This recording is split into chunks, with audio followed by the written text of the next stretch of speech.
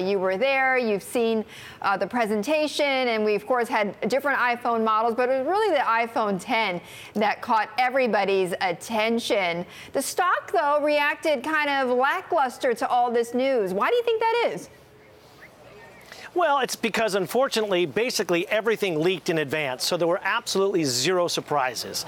And the reality is, I think the market perhaps was hoping there might be some kind of surprise, something they didn't really know about, and they didn't get it. The other question I think people are starting to wonder about, to be honest with you, is the iPhone 10 looks so great and so nice. What happens to the iPhone 8 and the 8 Plus, right? Because the people who are really going to want the next cool phone are going to be, I got to have the 10. And the 8 and the 8 Plus are nice, but they look like the 7 and the 7 Plus. I mean, they are a less expensive option. But, you know, for a lot of people who, especially the ones who are really eager to jump in on this, or the big Apple fans, they're going to be waiting for the 10, period, end of story. I got to say, I mean, if I'm going to go upgrade, I'm not looking at the 8, I'm looking at the 10. I mean, why am I going to look at the, you know, why am I going to go to the middle, the average, right? I want to go to the hot product here. But Bob, is this... Well, exactly. Yeah.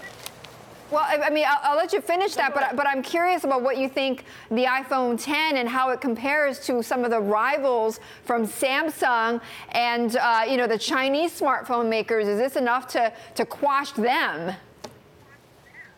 Well, it certainly brings Apple to the table in a way that they weren't able to do before versus those competitors. I mean, I've been using the Note 8, and it's a great phone, and the S8. The one difference, the one benefit Samsung has is if you don't want to buy their highest-end phone, you can still get that edge-to-edge screen, which is really the defining factor of these new phones at a lower cost. If I want to go to a lower-cost iPhone, I've got to go to the iPhone 8 standard design. But like you said, people like Xiaomi and Vivo and Oppo, Huawei, these guys all have these edge-to-edge screens. They have dual cameras for a much lower price point. So that's the question mark, particularly in Asia, is there enough there? I mean, clearly there's the Apple cachet is still going to be there on the high end. And for those folks, they're going to go for that iPhone 10. But the iPhone 8 is going to be a tougher sell, particularly in Asia, I think.